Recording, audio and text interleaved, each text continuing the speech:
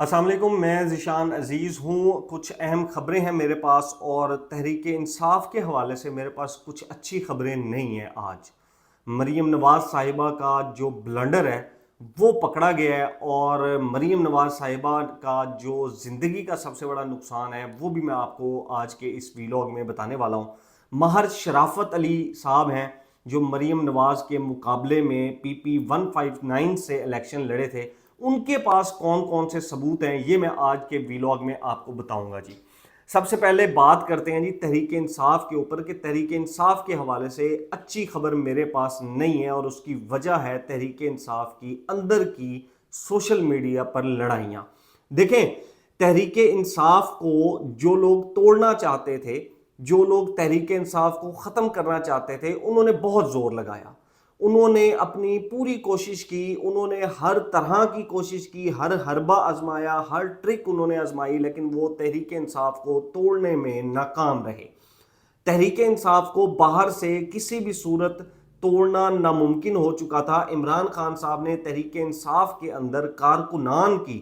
अवाम की सपोर्ट, कारकुनान की सपोर्ट और जो लीडरशिप थी उसका एक ऐसा बॉन्ड बनाकर रखा था कि कोई भी बाहर से आके उसको तोड़ नहीं सकता था। फिर इमरान खान साहब जेल चले जाते हैं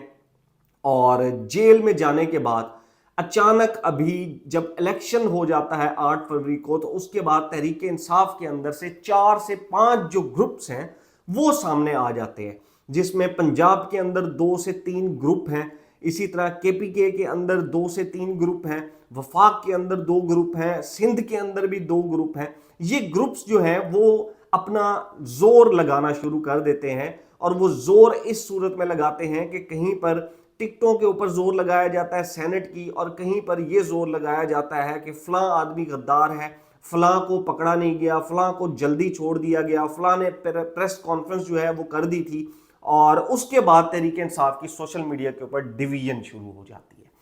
पिछले कुछ दिनों से ये देखा जा रहा है कि तहरीक इंसाफ के जो कारकुनान हैं वो तकसीम होकर रह गए हैं। आधे कारकुनान, आधी जो बाकी जमात है, उनके लीडर्स हैं, उनको गद्दार और मोल कहते हुए नजर आ रहे हैं, जबकि जो दूसरी तरफ वाले हैं वो दूसरी तरफ को, पहली साइड वाले लीडरशिप को और उनके कारकुनान को गद्दार कहते हुए नजर आते हैं और उनको मोल कहते हुए नजर आते हैं और उनको मफाद परस्त टोला कहते हुए नजर आते हैं। देखें, सेनेट की जो सीटें हैं, सेनेट की सीटों के ऊपर भी कारकुनान के अंदर जो बहस जारी है ये बहुत हेल्दी बहस और ये बहुत अच्छी चीज है, लेकिन कुछ लोगों ने तहरीक इंसाफ के अंदर से अपने लिए, स्पेशली सेनेट के लिए, बाकायदा कैंपेन्स चलवाई। अब ये जो कैंपेन्स हैं ये उन लोगों से चलवाई गई जिन लोगों को इमरान खान साहब से मिलने के लिए बुलाया जाता था। उनके ट्विटर अकाउंट्स के ऊपर, उनके सोशल मीडिया हैंडलर्स के ऊपर बाकायदा ये कैंपेन्स चलवाई गई कि सेनेट की टिकट का फलां हकदार है और सेनेट की टिकट का फलां हकदार है। अब ये जब कैंपेन्स होती हैं तो जो दूसरा ग्रुप है वो इसके मुखालिफ खड़ा हो जाता है और वो ये कहता है कि जी फलां बंदे के बारे में जो सेनेट की कैंपेन चलाई जा रही है वो तो हकदार है ही नहीं, फलां बंदा ये इस डेजिग्नेशन का हकदार नहीं है और फलां जो बंदा है वो तो उसकी तो ये क्रेडिबिलिटी नहीं है और ना ही उसका ये लेवल है कि वो इस सीट के ऊपर जाए। अब तहरीक इंसाफ आहिस्ता आहिस्ता छोटे छोटे जो पार्ट्स हैं, छोटे छोटे जो ग्रुप्स हैं, उनमें तकसीम होती जा रही है। सुन्नी इत्तेहाद कौंसिल से आप ले लें, टिकटों की तकसीम से ले लें, फिर KPK की हुकूमत देख लें, KPK के अंदर वहाँ पर जिस तरह वजारतें दी गई, फिर आप सेनेट की सीटें देखें तो जो तहरीक इंसाफ के कारकुनान हैं वो इसके ऊपर बहस करते हुए नजर आ रहे हैं, जो अच्छी चीज़ है, लेकिन अनफॉर्चुनेटली तहरीक इंसाफ इससे कमज़ोर होती जा रही है। देखें, जिस शख्स ने ये जमात बनाई तहरीक इंसाफ, इमरान खान साहब जेल में किसी ओहदे के लिए या हुकूमत के लिए मौजूद नहीं है। अगर आज इमरान खान साहब सिर्फ एक यस बोल दें तो आपको पूरे पाकिस्तान का मीडिया और इंटरनेशनल मीडिया अगले 1 घंटे के बाद ये खबरें सुनाता हुआ मिलेगा कि इमरान खान अगले वजीर आजम बनने वाले हैं और शहबाज शरीफ साहब और आसिफ अली जरदारी साहब की जो सियासत है वो दफन होने जा रही है। नो कॉन्फिडेंस मूवमेंट आ रही है, इनके खिलाफ अदम एतमाद आ रही है और ये हुकूमत ख़त्म होने वाली है। लेकिन इस जमात के जो सरबराह हैं इमरान खान साहब, वो वजीर आजम की कुर्सी के लिए या किसी ओहदे के लिए नहीं लड़ रहे हैं, वो एक हकीकी आज़ादी के लिए लड़ रहे हैं, जिसमें वो ये चाहते हैं कि कुछ लोग और कुछ इदारे अपनी डोमेन के अंदर रहकर काम करें और सियासी जो लोग हैं उनको उनकी डोमेन में रहकर काम करने दें। लेकिन अगर इमरान खान साहब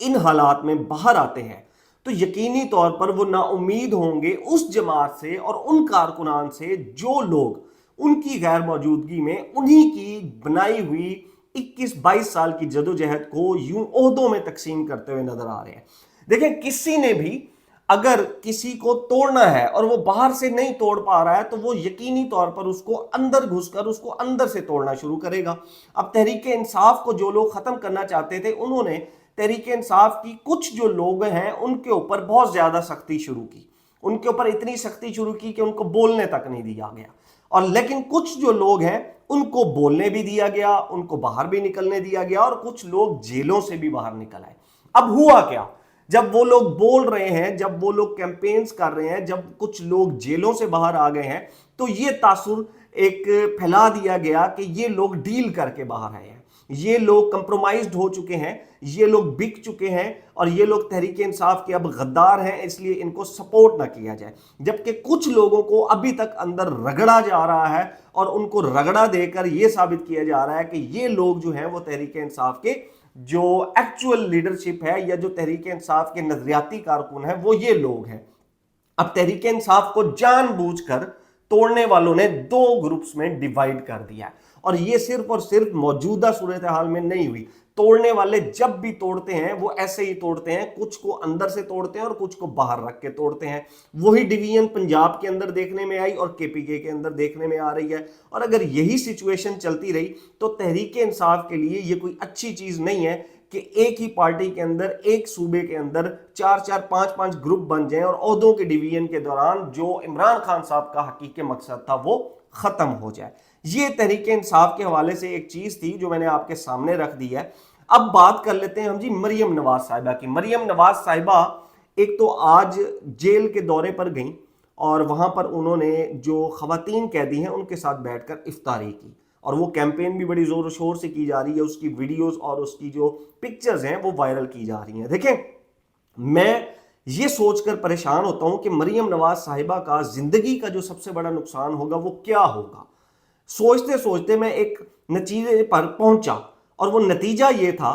कि अगर किसी दिन मरियम नवाज साहिबा किसी गरीब के घर चली जाती हैं और किसी मस्कीन की मदद कर देती हैं और अनफॉर्चुनेटली उस वक्त कोई पिक्चर नहीं बन पाती और कोई वीडियो नहीं बन पाती है और वो वीडियो पिक्चर रिलीज नहीं हो पाती है, तो मरियम नवाज साहिबा का ये जो नाकाबिले तलाफी नुकसान होगा ये उनकी जिंदगी का सबसे बड़ा नुकसान होगा। उनकी पूरी जो सियासी जदोजहद जिसको वो कहती हैं वो एक तरफ रख दिया जाए, इवन फील्ड अपार्टमेंट्स एक तरफ रख दी जाए, जो मुबैना करप्शन है इस खानदान की वो एक तरफ रख दी जाए, जितना नुकसान सियासी तौर पर उठाया गया अदम एतमाद लाकर वो एक तरफ रख दिया जाए, तब भी ये सारा का सारा नुकसान उस एक तस्वीर और वीडियो की तलाफी नहीं कर सकता जो तब नहीं बन पाएगी किसी दिन अनफॉर्चुनेटली, जिस दिन उन्होंने किसी की मदद की और ये पिक्चर और वीडियो सामने ना आ सकी। क्योंकि क्लास मॉनिटर जो है वो फोकस ये कर रही हैं कि पूरे स्कूल के अंदर हर तरफ धूम ये मची होनी चाहिए कि फलां जो क्लास है उसकी जो मॉनिटर है वो बहुत तेज है, हर तरफ वही नजर आती है। और मरियम नवाज साहिबा भी इस वक्त जो है वो सीएम पंजाब की बजाय किसी क्लास की मॉनिटर की तरह रोल प्ले कर रही है। मलिका बुखारी जो तहरीक इंसाफ की हैं उनकी मैं आपको एग्जांपल दे देता हूं और फिर नया पाकिस्तान चैनल की भी। देखिए, मलिका बुखारी तहरीक इंसाफ की जो कारकुन है और उनकी जो नो फ्लाई लिस्ट जोन में उनका नाम था कि वो बैरून मुल्क ट्रैवल नहीं कर सकती थी और ये पिछले 1 साल से ज्यादा अरसे से था। जब से इनके चचा की हुकूमत आई थी वो तब से ट्रैवल नहीं कर पा रही थी और उनको प्रेस कॉन्फ्रेंस करने पर भी मजबूर किया गया था और उन्होंने तहरीक इंसाफ छोड़ दी थी। मरियम नवाज साहिबा जो है अब इसमें मलिका बुखारी साहिबा जो है वो एक ट्वीट करती हैं कल रात और उसमें वो शहबाज शरीफ साहब से अर्ज करती हैं कि उनकी जो बहन है वो गालिबन बहुत ज़्यादा बीमार हैं और वो आईसीयू में कोमे में है, वो उनसे मिलना चाहती हैं लेकिन उनका नाम इल्लीगल तौर पर एक नो फ्लाई जोन लिस्ट में जो है वो नो ट्रैवल लिस्ट में रखा गया है और वो ट्रैवल नहीं कर सकती है। اور کائنڈلی اس کے اوپر ایکشن لیا جائے۔ اب اس کے اوپر جو مریم نواز صاحبہ سی ایم پنجاب ہیں وہ فوراً اس کے اوپر ایکشن لیتی ہیں، اور اس کے تھوڑی ہی دیر کے بعد ان کا جو نام ہے وہ اس لسٹ میں سے ہٹ جاتا ہے۔ اب اس کے بعد جو پوری پی ایم ایل این ہے وہ ایک کیمپین شروع کر دیتی ہے کہ ہماری جو وزیر اعلیٰ ہیں انہوں نے سیاسی مخالفت کے باوجود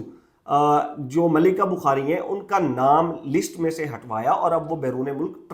جو ٹریول ہے وہ کر سکتی ہیں۔ انفارچونیٹلی ان کی جو سسٹر ہے ملکہ بخاری، جن سے وہ ملنے جانا چاہتی تھیں، ان کی ڈیتھ کی بھی خبریں آئی ہیں کہ وہ وفات پا چکی ہے۔ دیکھیں جو بلنڈر ہے نا،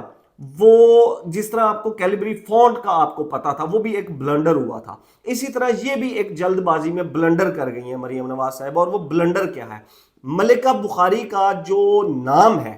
وہ اس لسٹ کے اندر کس نے ڈالا؟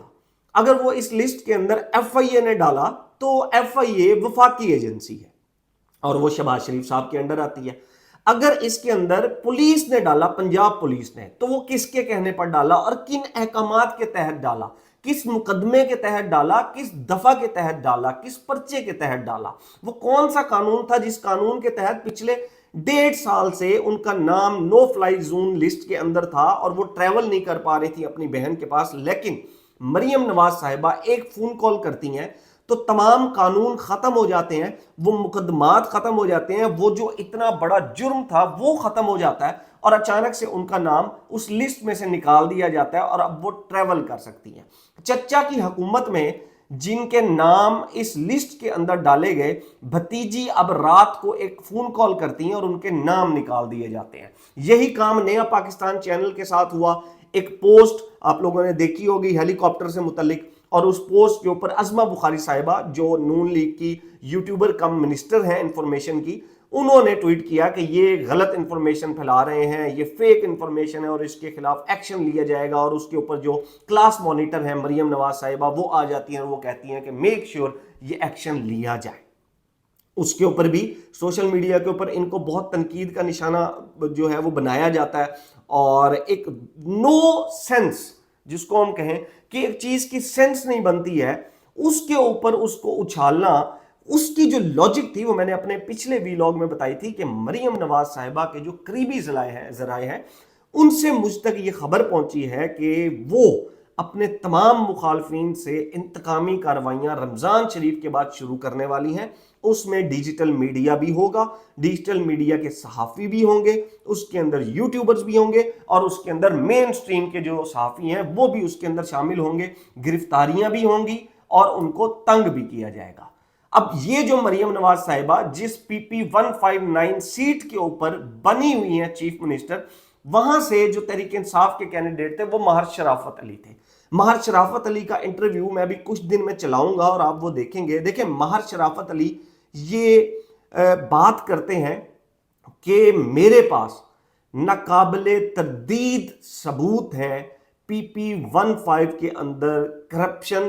جو دھاندلی ہوئی الیکشن کے اندر اس کے بارے میں، اور یہ جو دھاندلی تھی وہ کن لوگوں نے کروائی، ان کی ویڈیوز، تصاویر، نام سمیت میرے پاس موجود ہے، اور میں صرف اس انتظار میں ہوں کہ مجھے ادارے بلائیں اور میں ان کو جا کر وہ ثبوت دکھاؤں۔ اور جس دن میں نے وہ ثبوت دکھا دیے اس دن جو مانیٹر صاحبہ ہیں، چیف منسٹر صاحبہ، یہ وہ سیٹ ہار جائیں گی اور ان کی جو چیف منسٹری ہے وہ اسی لمحے ختم ہو جائے گی۔ وہ کہتے ہیں کہ میرے پاس ایسے ثبوت ہیں کہ جو اگر مین سٹریم چینل کے اوپر بھی چلا دیے جائیں یا کہیں پر بھی چلا دیے جائیں تو ان کی حکومت نہیں ٹک پائے گی، لیکن میں صرف اور صرف انتظار کر رہا ہوں پلیٹ فارم کا، لیگل پلیٹ فارم کا، کہ بلایا جائے ہماری پیٹیشنز کے اوپر، ہمیں جواب دینے کا موقع دیا جائے اور ہم یہ بتائیں کہ کہاں پر کس نے، کس ادارے کے بندے نے اور کس نے کس کے کہنے کے اوپر کیا کیا دھاندلی جو ہے وہ کروائی ہے۔ یہ اب تک کی جو خبریں تھیں وہ میں نے آپ کے سامنے رکھ دی ہیں، اور